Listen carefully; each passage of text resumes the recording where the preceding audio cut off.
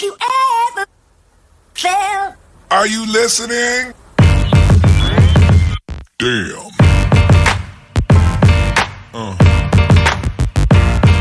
Yeah.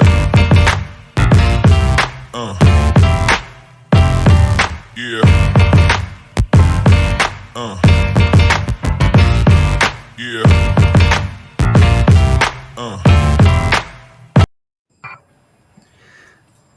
Well, hi everyone. This is Vinay, and I just realized our intro was not right. I am kind of embarrassed here. I want to introduce everyone to the next episode of The Critics and the reason we are here today. But first, I want to start out with a one word open for all the panelists that I have today. I have Adam. Hey, Adam, how you doing today? Hey, how's it going, Vinay? Vinay? Good. Courtney, how about yourself? I'm doing very well, thank you. And Tina, how about yourself? Fantastic, thank you. Good. So I do that just because we make sure we can hear everyone joining us today. So the way I usually like to start out with is a one word open from everyone. But I want to give you a quick story as to what the critics is all about. And I'd like to hear from, get our panelists to join in here. And I'm going to tell you a little bit about a story. And that is about myself and why we started the critics. A number of years ago, I was running a company, about 20 years ago. I was running a company where I had people distributed across the world. AOL Instant Messenger was the only way I could talk with people. I couldn't even make phone calls back then. I had to schedule those phone calls because they were 12 hours ahead.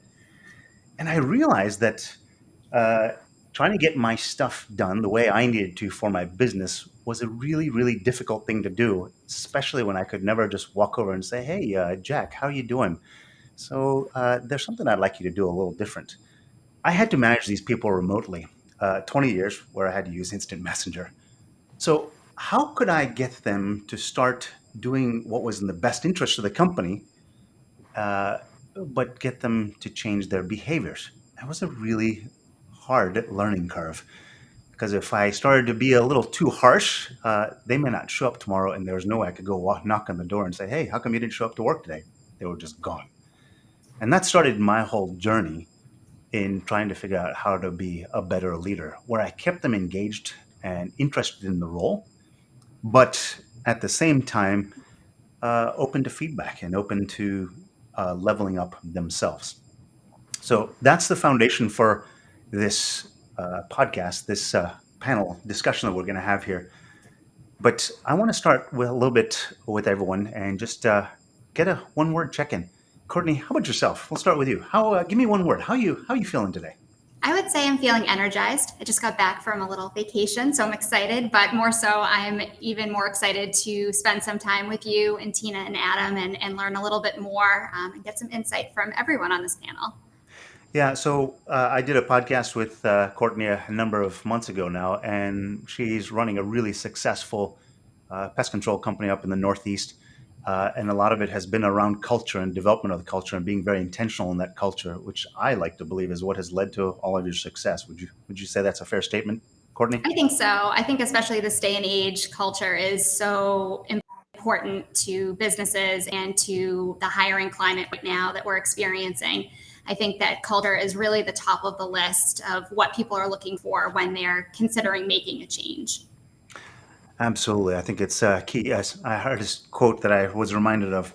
Culture eats strategy for breakfast, right? You can have the best strategy in the world, but if you've got the right culture, that strategy always comes together anyway.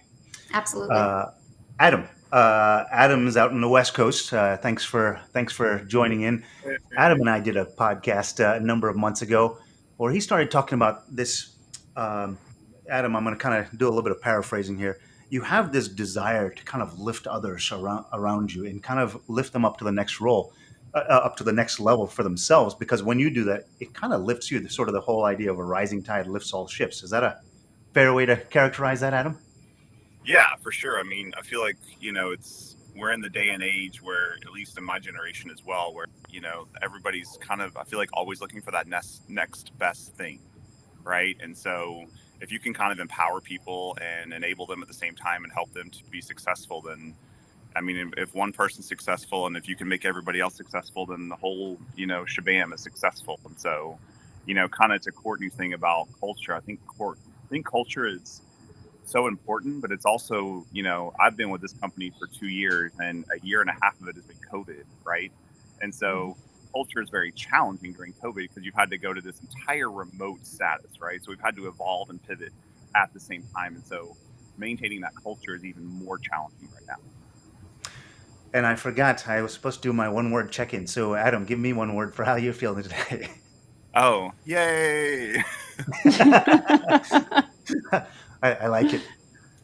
Tina, so I also did a podcast with Tina a number of months ago, and we talked about this idea of executive leadership and how I'll talk about myself first. My ego has been the biggest challenge to my growth many, many times over. It continues to be a challenge. But then it's also coupled with these self-limiting beliefs. I don't know if I can because I haven't seen it somewhere before. And those two things together can sabotage the best laid plans. And Tina started to talk through our episode and how you can start to walk yourself through, and start to eliminate some of those things so you can really punch through to the other side. Tina, give me your one word first. How you feeling? And did I characterize that properly? You did, absolutely. And I'm with Courtney. I feel very energized today. As I was saying at the beginning, it's freezing here, so you have no choice when it's this cold. You've just got to keep moving. Well, I do want to make mention, hey, we already have some comments that have popped into the window. This is an open dialogue. Throughout the course of this, I would ask anybody who's listening in, please chime in, ask comments, say, I don't understand, I don't believe, foul, I don't think what you're saying is right. Let's see if we can get to the heart of it here, because for me, as we all move through this journey of becoming better leaders, it is all about understanding. So ask the questions. I'm sure if you're thinking it, there's probably 15 other people who are also thinking the same thing at the same time. So I would ask that anybody who's listening in online, please just tell us where you're connecting from. I'd love to see that. And throughout the course of this, if you see something that Tina, Adam, or Courtney says that you agree with or disagree, feel free to chime in. I'd love to see that as well. So first, start out with telling us where you're connecting from, anybody who's listening online. Next thing I want to do here is start to talk about leadership. I mean, Adam, you talked a little bit about this idea of last, 19 some odd months. COVID has changed a lot of what the normal was before and what the normal is today. It has changed. Maybe I'll start with you, Adam. Give me a sense of how do you think leadership has changed in your estimation over the course of those last 19 months? What is required today that wasn't required yesterday or the day before? Yeah, I mean, I read an article, I think a few months ago where they talked about the fact that, we're moving in that direction where if you can't hire remote employees, then you're going to become a dinosaur, right? Because you're going to get to that point where people, how do I say this? COVID has made it to where people actually want to work, right? They're scared of everything. Some are, some aren't, right? So there's that whole fear that's enacting on them. But I mean, as far as the leadership aspect, I mean, at least I know, Courtney, you're in pest control as well. And so, we have 9 branches. So we have 9 branch managers and, 14 or 16 service supervisors. And so, for their meetings, they were used to coming into these branches, having a meeting, right, in person. Well, now a lot of us had to evolve to be remote. And so, I think the biggest challenge, not only for leadership, but for anybody, is communication, right? Communication is key to success. And so as a manager, they've had to step up and, take that communication to the next level, right? Because they might not be able to do it in person. Now they're having to do it via email, messaging, invites, remote meetings, all that stuff. And so I just think that for me, I think communication is going to be that huge key to success. And Adam, your voice is a little soft. I don't know if there's a way to get a little bit closer or not, but I just want to make sure that everyone can hear, kind of get all the nuggets that you're dropping out there. Tina, Sorry, go ahead. Much better. I can hear you much clearer now. Tina, I'll go to you next. Leadership. What has changed? What is sort of the state of leadership the way you see it today? Well, certainly since COVID started, I've seen an awful lot of focus, like a shift towards this focus on mental health and people's more emotional well-being. And it's interesting because that's always been there. we've always had to focus on people's emotional well-being and mental health because that's when people perform. But what I've seen is as people, and Adam said this, as people have moved away from their offices and their office space, what I've seen is a lot of unhealthy cultures have been exposed. They haven't been created by this, but they've been exposed by this. So leaders are really having to rally and focus more on emotional well-being and really engaging people on a much more deep emotional level. And I was saying to Courtney before we started that I think we kind of started to move away from this ability to feel. And we were so focused. Logic is important. I'm not saying it isn't. It's very important. Logic and data, extremely important, not in the absence of emotion and feeling, because at the end of the day, we are emotional creatures and we act on our emotions. And COVID has really highlighted that. So a lot of the companies I've been working with and the organizations I've worked with are really focused on, where did this culture come from? Well, it was always there. It's just COVID has exposed it. So leaders are really having to step up. And as Adam said, really increase communication, find other ways of connecting with people, finding other ways of finding out how people are feeling. It's just not as easy as it is when you can pop down the hallway and have a coffee, like you're managing globally, same situation. Mm-hmm. So I'd like to ask everyone who's listening in online or joining us remotely, this ability to feel and this importance of emotion in the workplace, kind of asking a yes or no question here. Do you feel that same thing, that there is more emotional awareness in the workplace? And yes, I do, or no, I don't. I'd be kind of curious to hear. Courtney, how about yourself? Leadership. We've gone through some challenging times. How has leadership changed and how do you see it now? So I definitely agree with Tina and Adam on that with the communication. And I think empathy is a really big thing that everyone needs to be focusing on, especially this day and age where it is remote. And a lot of people are dealing with kind of an increase in spike in COVID right now. And I think one of the things that people kind of take for granted is you look at this data that you might have and you take it as gospel, rather than really interpreting the data and understanding, were they not as productive because maybe their kid is at home sick with COVID, or they're worried about their parent who might be in a nursing home being exposed. So having that empathy and really being able to understand your team and understand what motivates them and what they need from you as a leader, I think is definitely something that has changed. And it's something that's really important that we focus on our company too. And I've seen it across the industry. I think the pest control industry in general does a really great job of trying to empathize with all of their teammates. But that really, to me, stands out, especially now, because unfortunately, COVID is still existent and it's still going on, and we're still dealing with the implications of this. And the mental health component is huge right now. So there's a word you said in there, empathy, which I've spent a lot of time taking and spent a lot more time around distinction and discernment, right, of words and starting to understand those words again. And there's two words that keep coming up is this idea of empathy and compassion. And let me tell you how I understand the two words, and I'd love to hear from you all what that means to you. If you agree, disagree, and that's perfectly fine either way. Empathy is an internal understanding of what is happening for someone, right? You can't give someone empathy; they have to receive empathy, right? Is the way I think of it. And compassion is, all right, I start to understand, as you're saying, as their situation has changed because of COVID. They have an ailing uncle or an ailing mother, child, whatever the case may be, right? Special school situation. That is the empathy, is understanding that. The compassion is when you start to take action on that empathy, and that's the outward action against that empathy. Is that a fair way of understanding empathy and compassion? Do you all see it the same way, slightly different? Yeah, no, for sure. I was just going to add in, I was thinking about this while Courtney was talking about COVID and how COVID's, going on right now. And I'm trying to get all of my team to kind of get in their mind that COVID's not going anywhere, right? It's here for the rest of our life. It's like the new, smallpox. It's the new something. And so it's here. We have to evolve. We have to pivot, and like, you're right, the compassion and the empathy, to me, those are kind of synonyms for each other, because you're not going to have empathy unless you've been through something before in your life. And as we get older, we all have those life scenarios that help us be more empathetic and compassionate. Courtney, Tina?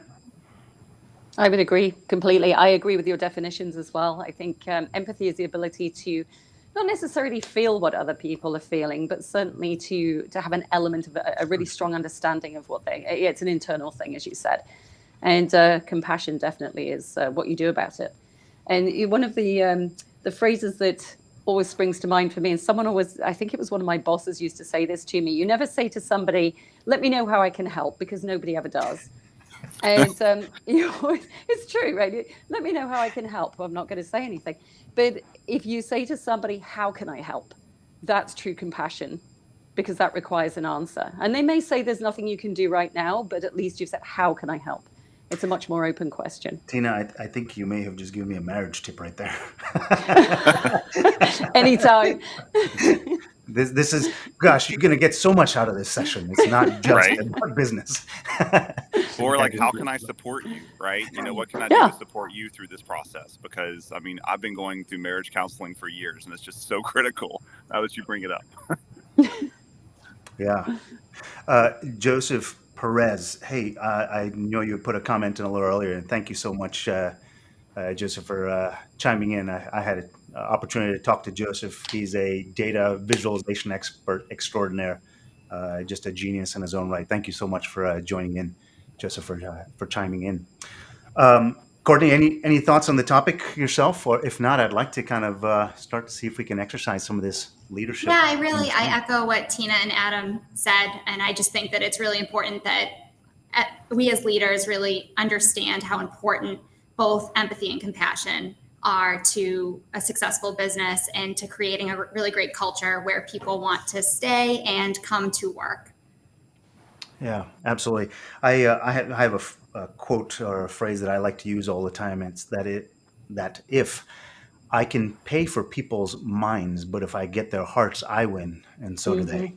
Right? Gosh, if we can get people to I'm trying to do it desire right. to I'm walk, trying to do it come to right. work. What's that? I was trying to do the heart thing. Yeah, that's right. Yeah, I don't even know. Just Yeah. however you do that, right? But if you can get people who can't wait to get out of bed to come to work, gosh, that's a win on so many levels. On so many levels. I think that's a great segue because I will tell you I am not the smartest, sharpest knife in the drawer. And when I went to school, lots of times I had to be told again and again and again before something finally sunk in. And what I was hoping with this episode, what we would do is we would actually start to not only talk about this leadership and this how we can change leadership and go down that path of more effective leadership, but let's give some real examples. And the way I'm going to do that for anybody who's listening in is we've got some graphs of real people. I've changed the names, but graphs of real people and how they're showing up in an organization. So you can start to compare and contrast how these people are showing up, but how you can start to maybe empathize and maybe even see how you can be compassionate as a leader of those people. Shall we go ahead and switch over to looking at some of these graphs? You guys on board with that?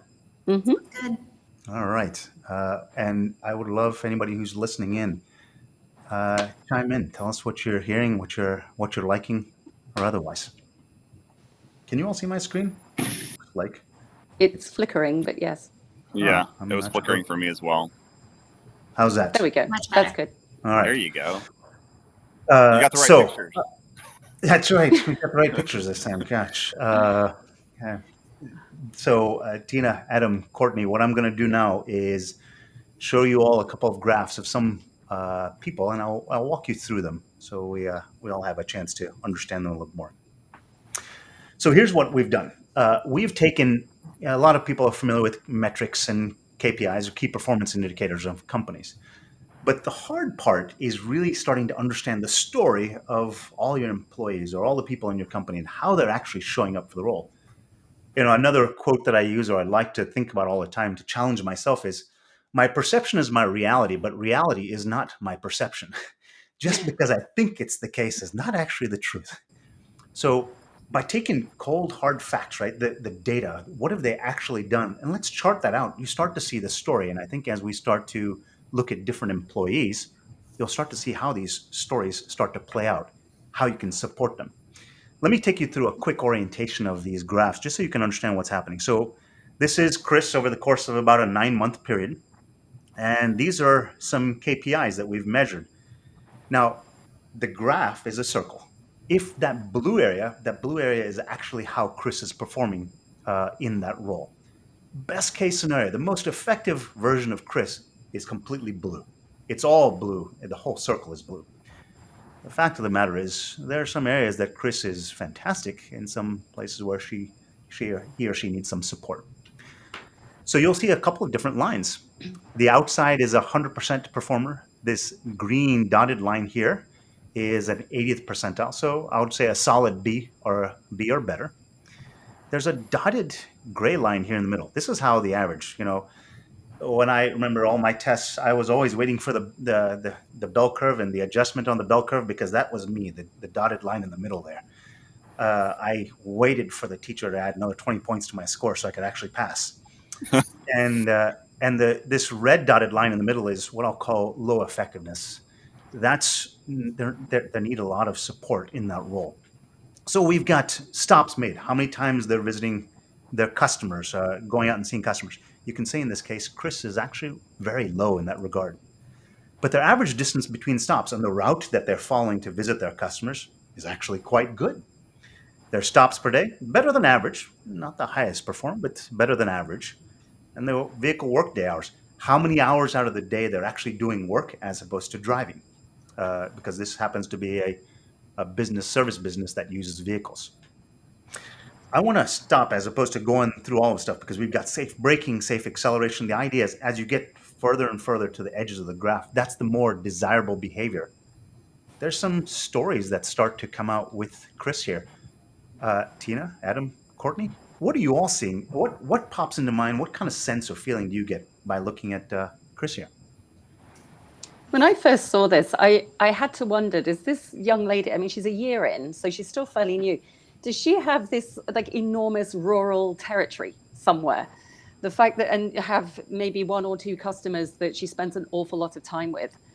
And, I just have to wonder what's going on here. And, as a caveat for me, have not come from the manufacturing industry. I was joking with Vinay. I'm like, people actually measure these things? So, yes, they do. So, looking at this, I really have to wonder, where is she spending her time? What is she prioritizing? What does she think is important? And these are the kinds of questions I would really start to ask her, because I think data are amazing and I love data. What data always do for me, though, is and rightly so, it makes me ask more questions. So I never just take the data as a fait accompli. It's more, okay, what questions do I need to ask? And what I love about this is you start to see where you need to ask the questions and what kinds of questions you might want to ask this young lady. And yeah, let me give a little bit of context. This happens to be drawn from a pest control company that actually has many, many different locations. And we pulled all of these from one particular branch. So what that allows you to do is, if you will, this little dotted line here is a definition of the culture that exists in that branch. That is what everyone in that company is, the organization, that particular unit, that's what they're doing. You can start to look at different branches within companies and across the whole company. You can start to find out, what is that actual culture in terms of data? What is everyone actually driving towards? Courtney, Adam, what do you all I see? do think, kind of piggybacking on what Tina said, not only, am I questioning the actual stops made by Chris, I'm worried or concerned about maybe the company as a whole, because on average, that company is not even close to that 80% benchmark. So what's going on there? Is the territory too spread out? Do they not have a strong sales team? Do they need to increase their marketing? So the data is not just telling you a single thing about Chris. It's also giving you a story about the entire company and where the company falls in line too. So perhaps if we're looking at hers and then we're comparing it to someone else, she might be doing just okay based on the company itself, but really the company needs to focus more on strategizing how to grow route density, for example. Adam, how about yourself? I would agree with both Tina and Courtney. I mean, I kind of look at this like this from a training perspective, right? Or were they lacking on training? So this would kind of make me venture into that aspect. And then, from a quality assurance perspective, if this were an interactive graph, I would want to know more about, kind of like Tina said, is this a rural area, right? I mean, I'm in California, where we have techs that are in San Francisco, and then we have techs that are in Yuba City, where there's, it's a residential versus like a packed city, and I'm sure a lot of pest control companies have that as well. And so, based on that territory, but I really agree with what Courtney said. I mean, a lot of these aren't even touching the average of the company's not even touching that benchmark. So, what would be the historic, thing of the company, back and forth, and then, how do we get to that 80%? So two things I want to mention here. Number one is there's always this tension between employee productivity and good decision making as a leader, right? And it's really, really difficult to gauge, is the problem over here, or is the problem over here? Is it somewhere in the middle? Because it's a gigantic continuum. And I think what I'm hearing from you is there's a couple of insights here into that, right? So if it is a rural route, well, that's fine. They're spending a lot of time driving to get to the next visit. Well, you can't use the measuring stick of someone who's in downtown San Francisco with someone who's out in Yuba City, because they're two different measuring sticks, or at least that shouldn't be the measuring stick by which you compare them. Is that what I'm hearing from you all? Mm-hmm. Yes. And also, if you're taking a company average and you've got all these different scenarios, is it really a true average? You know what I mean? You almost need to have different, we need to have like commercial average, residential average, we need to have termite average. Like, there's all these different things that play into these different scenarios. And I think what you're saying there is now it allows you to pull that apart and start to ask the better question. Am I comparing Chris with the wrong people, right? Is there the wrong measuring stick by which I'm comparing him or her to? Is that right? Am I comparing apples to apples? Yes. That's right. So talk to me about, the whole purpose of this show is about this idea, the path to effective leadership. So give me a sense here, just by looking at Chris. I would like to hear from each one of you. What would you do in terms of leadership? What is the question that you'd start to ask yourself as a leader, and what action would you take on it based on being able to see this stuff? Well, I'll start. I already said I would have a chat with her, because I would want to know what was going on, even though, and Courtney's absolutely right, the company average isn't great, but she's below that in some things. And obviously that actual stops is a bit concerning, because that's the time she spends with her customers. So I would, in the absence of knowing what her territory is it huge, is it rural, whatever it is, but I would really want to know what she's prioritizing. Like, where's she what is she putting her priority on? What does she understand her expectations to be? So I would ask her those kinds of questions, because maybe she is understanding that her priorities are something else, or the expectations aren't quite what they are. And sometimes when people perform like this, or many other ways where they're just not meeting the standard that's been set for them, it's often that it hasn't been communicated properly, they didn't understand it clearly, something shifted and they weren't aware of it because they're just head down doing their work. So I'd really want to understand from her what she's prioritizing, what is she focused on, and what does she understand her expectations to be, before I launched into what I would do about it. So look, having conversations with employees about performance is a very tricky subject sometimes. You got to walk on your tippy toes sometimes. Courtney, Adam, based on the fact that you've got some objective, potentially unbiased information here, how do you lean into that conversation to kind of lead them to that? I always talk about this idea of invitational leadership. I want to invite you to a better place. How would you all launch into that conversation to draw that performance higher? Courtney, you can go first if you want. Oh, thanks. First of all, I think, if you have a culture that's really open and honest, you just kind of come out of the gate presenting some of this information to them and ask, why is this happening, and where do you feel like you need some more support? Because maybe they need some more training, or maybe that they're not comfortable with the route that they're doing. If they don't have a lot of experience, say in restaurants, and that's what Chris is doing, maybe some of these numbers are kind of skewed because she's not comfortable with what she's doing. So she's either rushing through it, or she doesn't know what to do. So where can we as leaders support her, and how can we involve our other leadership members? And maybe she needs a mentor. I mean, she's only been there for a year, and everything I know about pest control is I'm still learning, and I've been in the industry for many, many years. There's always something new coming out. So how can we better support her, only being a year into the industry? Yep, Adam? I agree. I agree with Tina and Courtney. You know, even to back up what Courtney's saying, number one for me, I look at the training opportunities. I mean, we do a weekly safety topic, and then we even do within that curriculums of like safe driving, safe braking. You know, being aware of the weather, checking the weather out before you go out for the day, checking the AQI, the air quality index. You know, doing all these various aspects, and all the way to training of we do monthly CEU trainings. You know, I just had a guy. David Martinez with California Highway Patrol, he did an entire presentation for our company on safe driving. And it was just really cool to hear all of his stories about what he sees on a daily basis, you know, Yeah. and so that was just a great opportunity. And then, you know, to kind of back up even what Tina and Courtney said, for me, before I would go to Chris, I would do some quality assurance, right? I would go dig into work orders. I would see how she's doing, what she's doing, how long she's at the stop, what product she's applying, you know, how long it's taking her to apply it. You just, all those different scenarios within the work orders, because it's nice to be educated on what exactly she's doing before I go to her to try to give her that support. Because I could even potentially go to her with an action plan to help support her before I even talk to her about it. We touched on this idea earlier about, I think it may have been you, Tina, who said this emotional well-being in our as leaders, our ability to feel. Um, give me a sense of what you think. How is Chris feeling in this role right now? Because when people come in, we want. Someone told me a long time ago.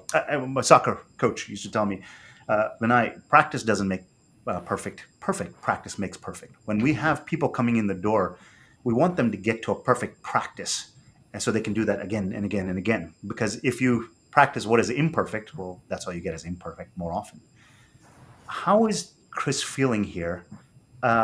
So that, I mean, I'm just kind of curious. How do you think Chris is feeling here? Because we want to get her to that perfect level of practice. What are your thoughts? She could be feeling a little bit frustrated.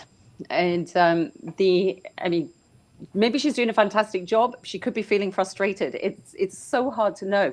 But at least you can go in there and sit with her and ask questions and understand from her perspective what she's going through. And one of the things I've always liked about data is the fact, and I mentioned this earlier, is the fact that it raises the right questions to ask. It kind of points you in the right direction, that you don't bark up the wrong tree and you don't make assumptions. I think it's really important not to make assumptions from data and just use it to inform what you say and how you address that person. But she could well be feeling a little bit frustrated right now.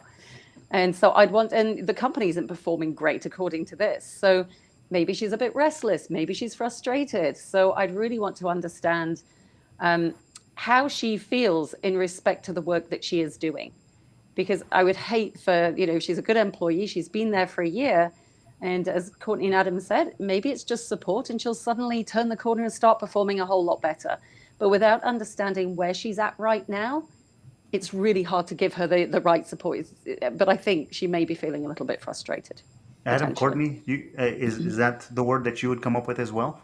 Frustrated? Is that what you're seeing?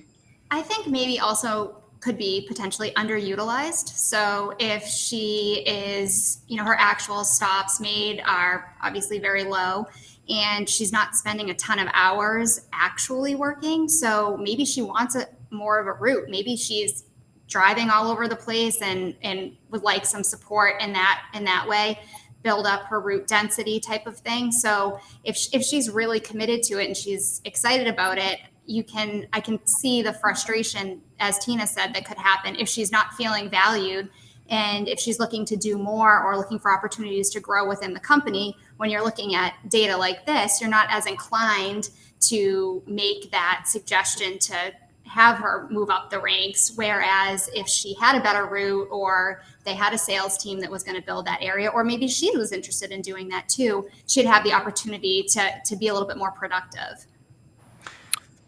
So, can I chime in real quick? Please. So, my first response is I'm not really necessarily a fan of the whole, I think you mentioned perfect practice or whatever, kind of like this perfect thing.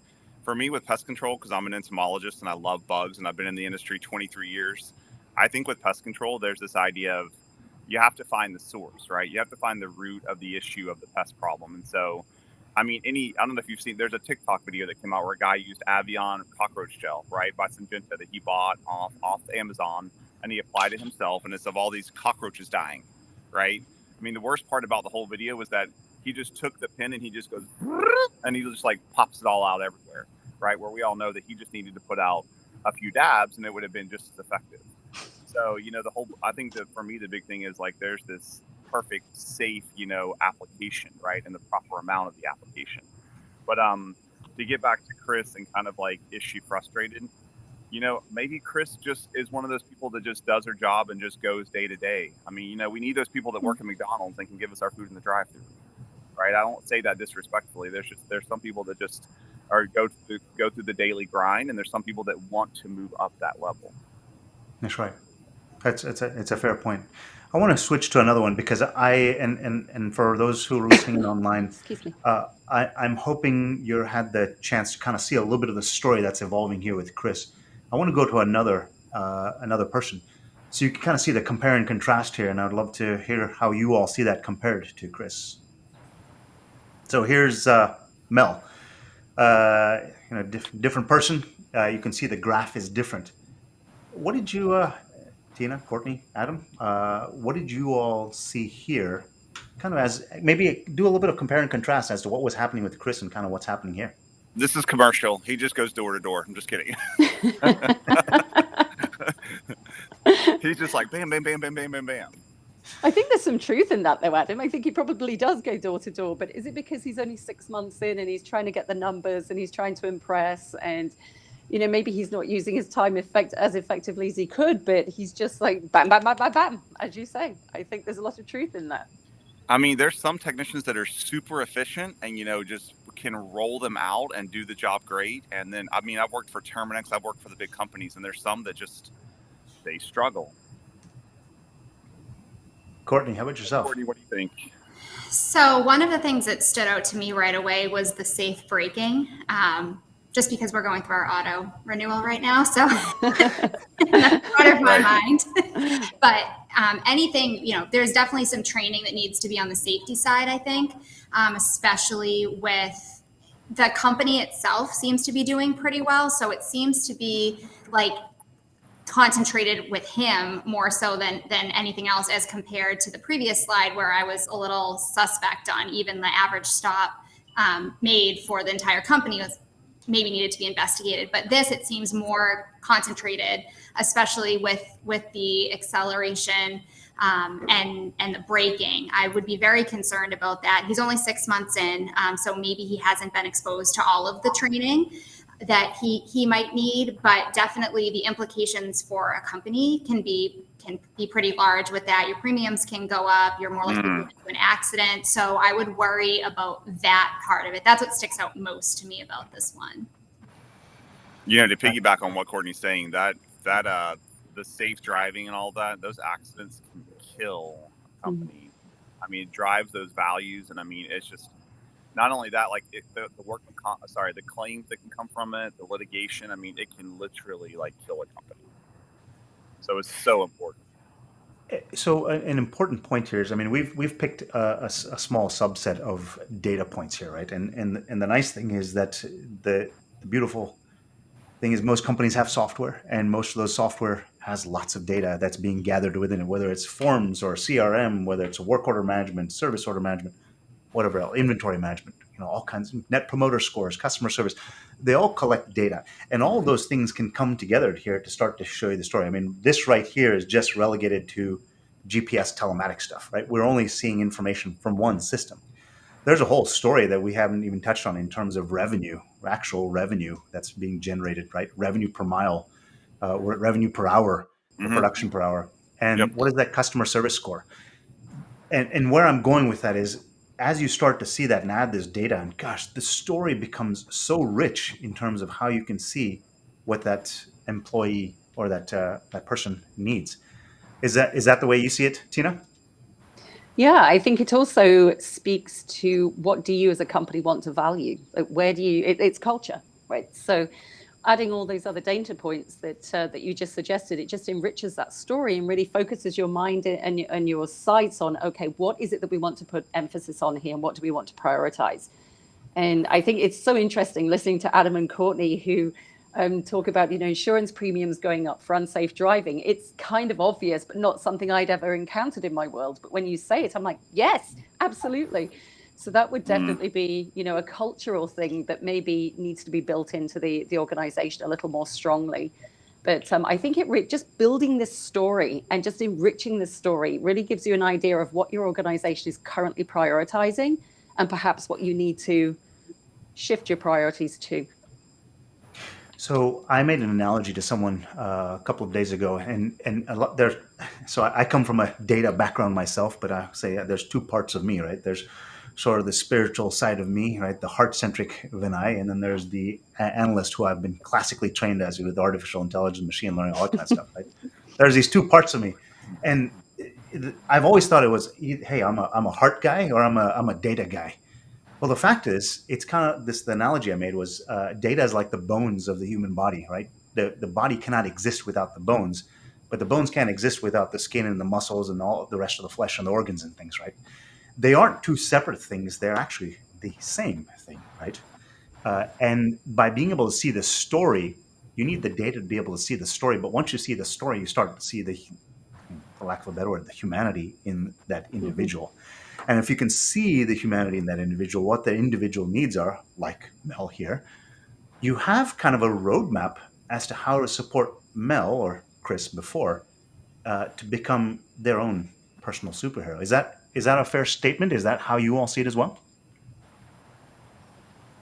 Yes. Yeah, I definitely think so. And going back to what Tina said too, it's not only just prioritizing what you need to fix, but maybe how this looks is exactly how you want your company to be. If you are doing food processing and you're just doing most of your technicians are just doing 1 to 2 big stops each day, then the actual stops made is not that relevant to you because you know that you only have enough time in the day to fit in 2 stops. So if that's what your company wants to do and that's what your focus is on, then this data may actually be telling the story that you want it to tell. And your focus may be on, your work day and how many hours they're working rather than windshield time and anything else. So that's pretty robust data on this one as well. And their idle time is great. So that tells a pretty positive story if you are aware that your company is only doing a couple of jobs per day and you don't need to increase the route density because you're doing exactly what you planned on doing. So, as a leader myself, having run a couple of different companies, the biggest challenge for me has always been, I've got this vision of where I want to go, but I feel like I'm always going this way, right? And trying to steer that ship around to say, all right, how do I get over here? Talk to me about this idea. So in that path to greater leadership, more effective leadership, it's being able to align with what's actually happening to where you want to go. Talk to me. Is that a challenge? And do you see how there might be a way by understanding what's happening with your individuals and your people? Yeah, how you can get there? I was just going to chime in, Vinay, that basically, we have this data, right, which is great. It tells a lot of information. We can even create an action plan of how to drive the data, right? But if we don't actually follow through with the action plan, then it's pointless, right? And we get complacent and, we get caught up in our daily lives because if you've been in pest control, it's busy, AF. That's the best way to describe it. I mean, all the time, never stops. Everybody's like, oh, it's your off season. I'm like, off season? What's an off season? I'm sorry. We don't have an off season. And so, I think an important key factor in helping to drive the action plan and actually do something with the data is having people that can do quality assurance for you. Quality assurance is huge, and having that person that can go help support that person in the field, right? Kind of like we talked with Chris, looking up information on Chris, going and doing a ride along with Chris. I mean, how many actual, branch managers or silver supervisors actually do ride alongs with their technicians? It's so important because it helps to create the culture. And then it helps to make them feel like they're supported, right? And so those are 2 key factors that are huge. I agree. So we're about 15 minutes out from finishing and from our time. And one of the things that I wanted to do is I always like to, going back to my physics class where I love being in the class. I thought I was learning a lot, but I actually had to go home and reflect on that and do something. with it, right? I get leadership lessons from various sources, but then I've got to take it home and do something with it. Give me some ideas, things that are coming to you that as a leader in particular with Mel and now what you've seen with Chris, how do you shift your perspective? How do you do things differently as a result of what you've learned here or what you've seen here? What's going through your mind in terms of how you might shift things in an organization, this organization? I would, Courtney said something that I think is really important. I would really want to understand what's going on inside this bigger organization. So everybody's performance is different. They're individuals, of course they're different. But what is what's the bigger picture here? Like this, I'm looking at individuals. What's the bigger picture? Now I'm just really curious to know what's going on inside this bigger organization. What's this organization prioritizing? What's important to them? What culture are they trying to drive? Where are they going? What's the strategy? Like it's raising a lot more questions for me. And if I were a leader in this organization, one of the questions I would be asking myself is, are we being clear? Is our strategy clear? Is how people are contributing to that strategy clear? Do they understand the bigger purpose of this organization? I don't know if that's yes or no, but those are questions I would want to ask from looking at some of these individual profiles. And I think Courtney raised a very good point when she said that. And I think what I'm hearing from this is, all right, so there's probably some frustration as a leader because you're trying to go here. This is actually what's happening, right? Now you have the ability to ask the right question. I want to go from here to here. What do I need to change, right? And how do I build a roadmap to go there? And in this case, we're looking, at the top end of this graph, the average vehicle distance weekly and actual stops made. Some of those things are very low. Mm-hmm. Well, I now have a roadmap into what exactly I can change, sort of I call them the knobs, levers, and dials, right? That I can move and shift and turn so that I can actually start to make that shift as an organization where I want to go. I think that's kind of what I heard from you, Tina. Is that right? Absolutely. That's exactly what you heard from me. Yeah. I mean, you know where you are right now you know where some of the individuals are in the organization. I mean, I'd love to look at these. You could look at these as teams, as groups, as a whole organization. I mean, you could make this much bigger than just an individual person. And I think that would be a fascinating exercise to overlay like the team, the division, the company, whatever, on top of all these individual profiles, and then really see where your company is at. And then ask yourself the question like, okay, are we going in the direction we want to go, or does something here need to shift? And if something needs to shift, exactly what needs to shift? And it really it makes you think bigger as a leader. Having data makes you think bigger and start asking questions that you may not ask if you didn't have the data. Courtney, Adam, you had this information sitting in front of you on your desk and you're looking at this. Give me one or two things that you would go and do today or try to do differently today as a result of this. How would this influence the way you act? So I think going back to what Adam said, it really all comes down to training. And we always joke that we base decisions on feelings. It doesn't feel right, or it feels great. It seems like it's going great, but until you have that data to actually back up your feelings, you don't really know what direction to go in. So if I'm looking at this, I am definitely thinking, okay, if my company is not a company that is just doing a couple of stops per day, then we need to really figure out how we're going to help with route density and make that more effective.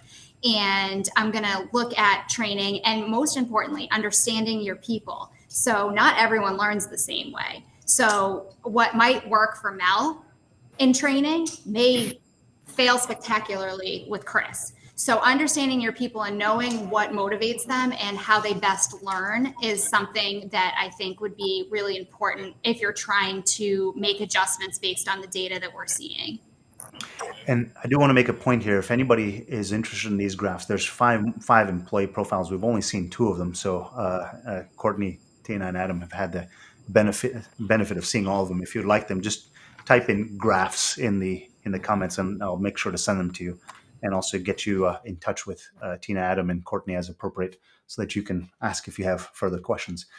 And I was just going to add real quick, Vinay, that please. It's sad to say, but really a driving factor for a lot of people is incentive, right? I mean, we used to run these contests at the branches pre-COVID where we would meet in person and they would give out awards, let's just say whatever it is, a prize, a TV, a gift card, whatever it might be, for like maybe the person who's got the best safety record, maybe the person who's got the best blah, blah, blah, blah, blah. And so honestly, and I mean, I was raised on incentive-based things. I mean, I remember being little, my parents giving me good, money for good grades, and if I beat a personal time in a sport. So, I think incentivizing people can drive, numbers for you as well. Not And I that it's the think right answer. Sorry. Until No. you remove the incentive. Right.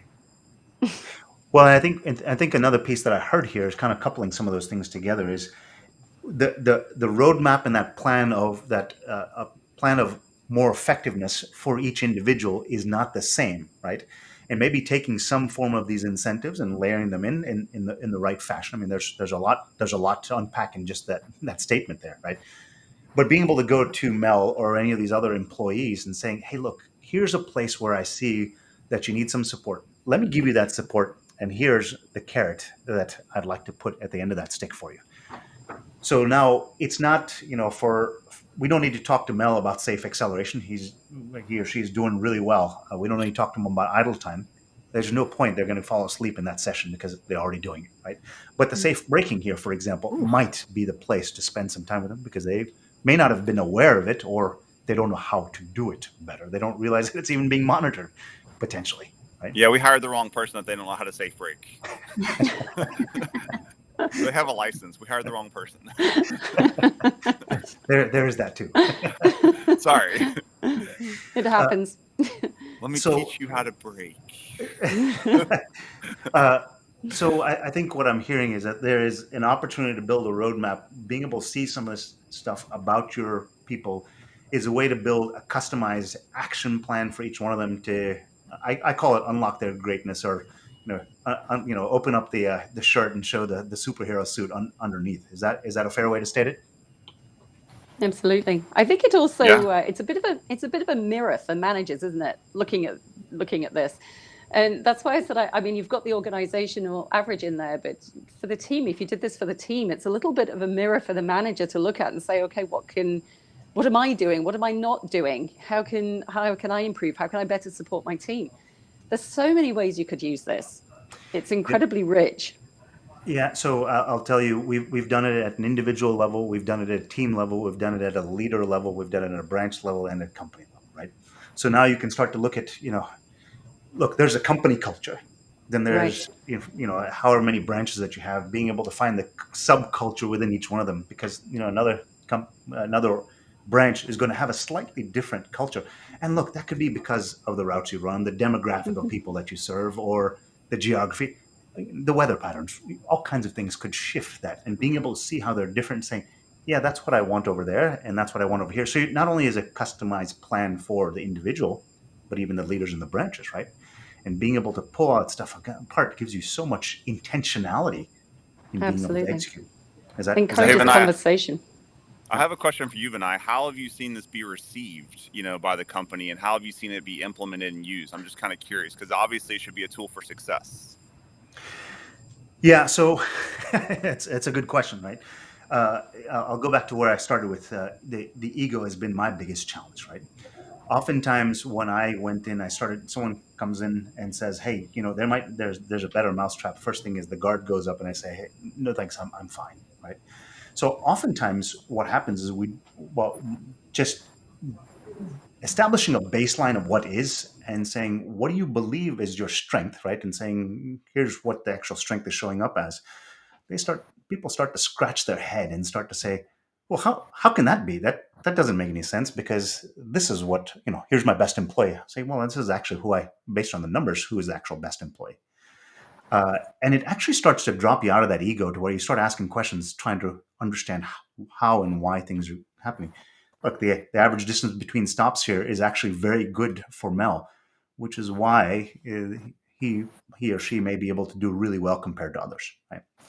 So a lot of times I find for myself, it's all about just dropping out of the ego and kind of looking at and asking better questions. Inquisitiveness is really the friend here. Does that answer that question?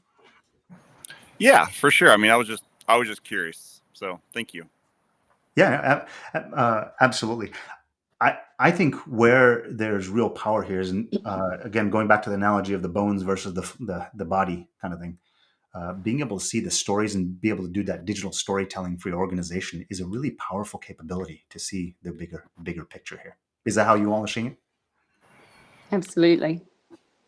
I think I just look at it from the perspective of like, branch managers are so busy and inundated as it is, and even the service supervisors are inundated. So I'm like curious to like how much they would actually take the time to dive into this and use it as as a tool for success. That's kind of what I was thinking when I was thinking that I'll, question. I'll talk from a personal point of view. I usually start spending times on things where it's starting to become so much of a pain in the backside that I can't stand it anymore. Right. When that frustration level is high, then I start looking for solutions. Truth. And usually that's when things start happening, right? Because where you pay attention is where you get results, and when you start paying attention to something, it starts to change. So Absolutely. I agree. we've got 5 more minutes. We've spent a lot of time talking through just 2 of these 5, and I'm again more than happy to share these graphs and all the. You have the contact information for everyone, for Courtney, Adam, and Tina, because they're all on LinkedIn through the platform which we're doing it on. Could you all give me 1 or 2 takeaways from all of this? After from the beginning of the hour to where we are right now, what did you distill from this? What kind of thoughts went through your head? For me personally, I just think it resonates and really emphasizes how important it is for us to observe the data, analyze it, create an action plan, but understand that there are caveats. It is data, and we need to understand our people just as much as we need to understand the data points so we know how to help them in the correct way. So it's about understanding the story and getting the full picture of the story, the unbiased story, is what I heard there. All right. Tina, how about yourself? Yeah, I agree with Courtney. I think having this kind of insight into your organization, it really leads you to ask really informed questions.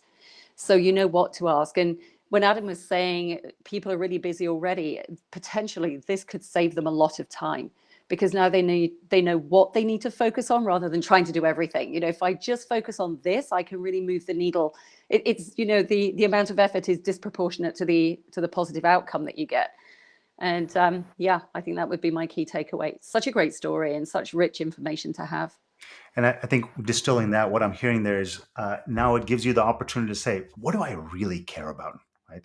And if I find out that I really care about it and it's safe braking, for example, then I can say, all right, who do I need to pay attention to so I can lift that safe braking to a place where I'm more comfortable because I'm about to renew my auto policy.